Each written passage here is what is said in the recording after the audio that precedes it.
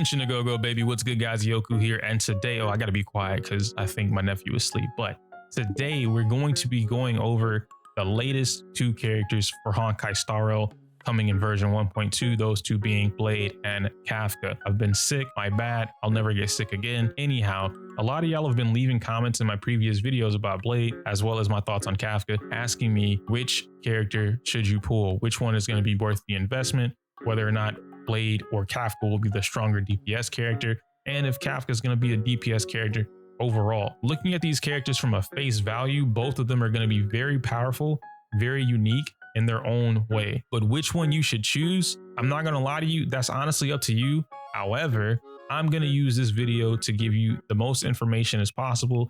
I may be a little biased, but I think I'm biased for both. Let's talk about it. Because I know a lot of you really want Mami, Dommy, Kafka, we're going to start with her first. Even though her banner is going to be second in version 1.2, I want to go ahead and knock her out of the way. I think I have the least to say about Kafka, not because she's not worth it, but I have made a couple of videos about this character. I've talked about damage over time. I've talked about how unique that mechanic will be, and bringing that mechanic into a DPS function or a DPS character offers or opens the door for a lot more things that we otherwise would not have. Right now, we can look at characters like Sampo, a little bit of Serval, or even the new Luca coming out for the 4-star, and you can see that damage over time is something that's supposed to be played slow, methodic, and it obviously, as it says, damage over time. Every time the enemy goes, boom, there's damage. Kafka, based off what we've seen in the live stream, is going to be a character, a nihility character at that, who's lightning, that honestly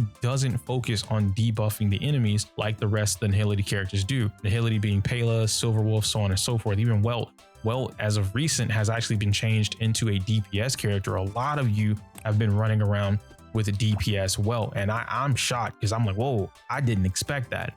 But we're here now. Kafka's skill, based off the live stream, is basically going to snap multiple enemies at once. It's an AoE trigger, an AoE skill with a lot of damage. I don't want to say like a crazy amount because I don't actually know the numbers, but I'd assume the skill itself, being a DPS based character, is going to have some decent multipliers behind it in order to get some good damage. Now, the key thing about her skill is that it force triggers any DOT that is currently stacked on them, both during their turn and after Kafka attacks. That's very important. In short, what that's going to mean is if you have shock from Serval stacked onto an enemy, you have wind shear from Sampo, and you have bleed from Sushong, Clara, or even Luca. What this is going to allow Kafka to do is say, hey, I've used my skill.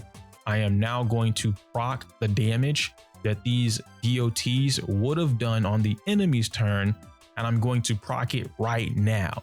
So she's going to do her skill, then she's going to proc her own shock damage, and then she's going to proc the other DOT's damage, all in one big boom, boom, boom, boom, boom.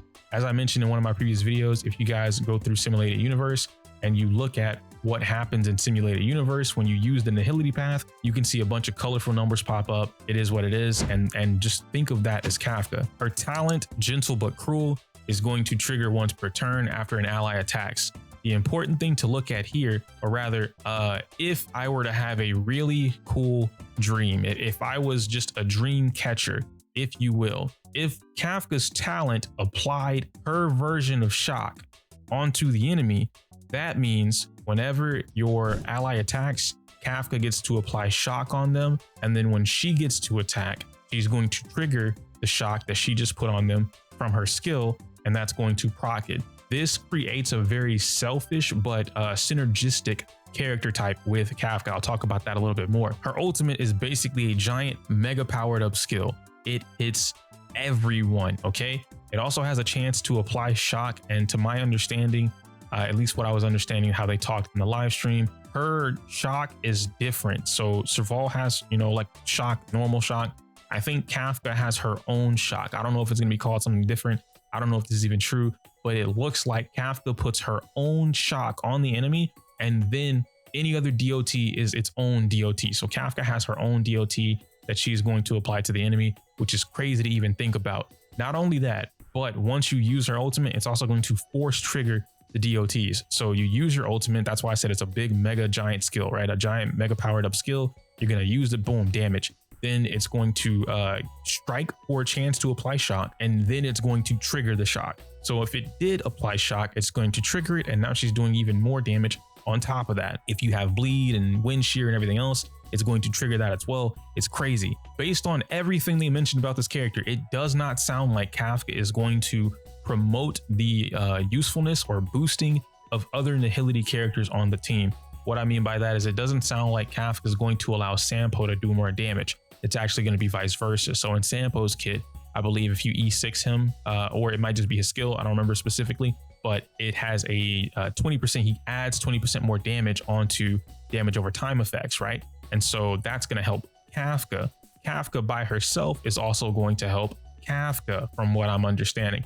I don't think she's going to help Sampo do more damage. So if you're Sampo or Serval or whoever, unfortunately is only doing, let's say 3K off the tick damage from a DOT, Kafka won't make them do more than 3K off the DOT, but she's going to proc their DOT into her DOT or for her DOT to just stack up a bunch of numbers on top of whatever she's already doing. It just sounds like she's going to take what they have and increase the damage for herself.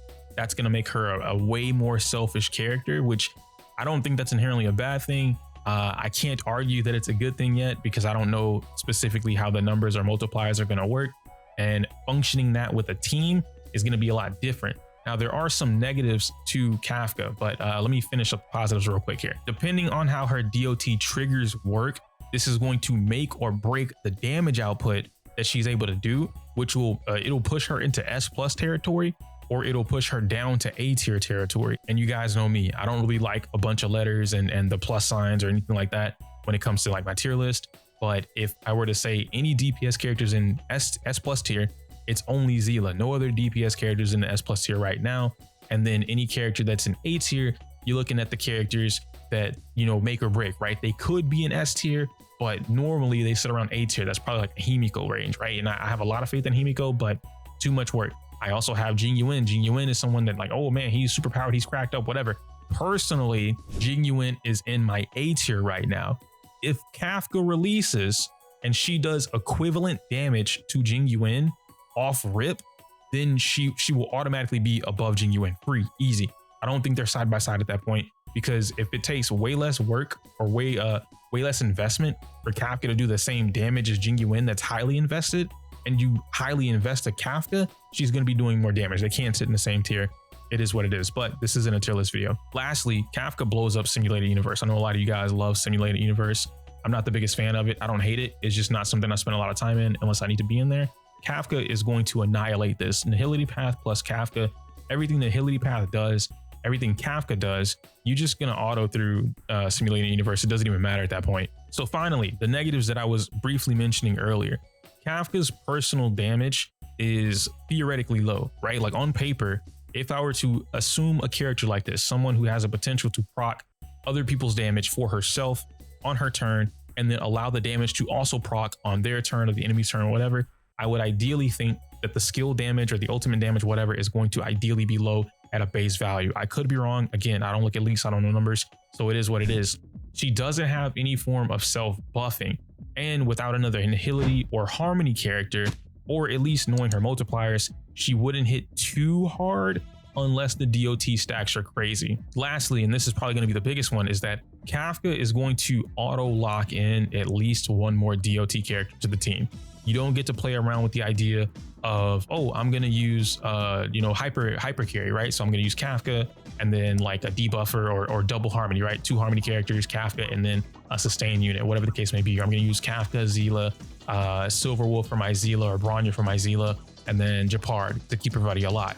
Kafka is going to be a little bit more restrictive on how you build her team, because you still want someone to trigger or help trigger more DOTs. On the flip side to this, if Kafka's multipliers are so strong, so insane, that her shock by itself is dishing out crazy numbers. If her shock multiplier by itself, on top of whatever she's triggering, whatever she's proccing, is able to output anywhere between 40 to 60K at a base value, like without any other influences, maybe one buff from like Bronya or whatever the case may be, then she doesn't need another Nihility character, and you don't have to auto lock it. It'll just be a benefit.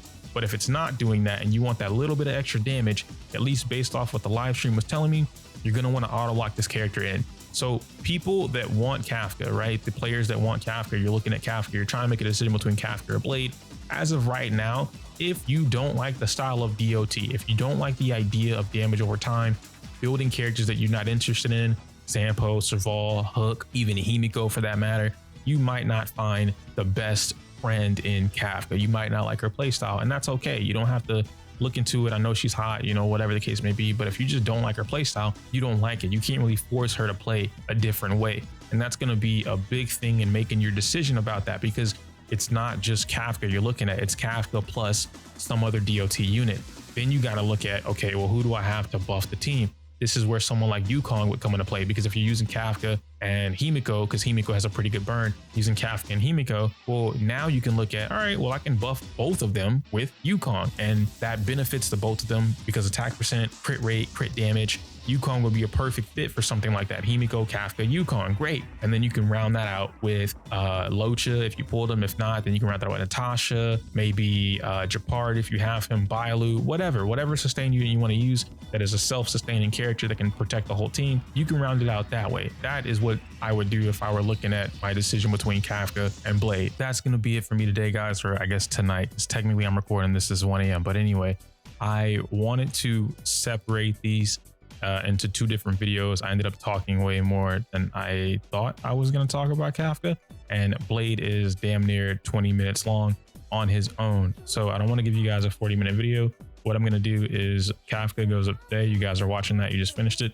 Thank you for watching this video. Blade is going to go up tomorrow, same time, 8:15 a.m. on the dot. And you guys can enjoy that and see that. So yeah, this video is for the Kafka wanters, the Kafka havers, and people that just want to overall support me. And then tomorrow's video is going to be a lot more geared towards Blade with a lot more information. And I really think a lot of you guys will enjoy that video, because there's some things in there that more creators or more people, more players probably aren't drawing attention to. Regardless, I can't say my usual outro because it's inappropriate for YouTube. Like the video, comment, subscribe, all that fun stuff. Join the Discord, subscribe on my memberships for YouTube if you want to financially support me, and of course follow me on Twitch because I'm trying to hit partner. Smell you later.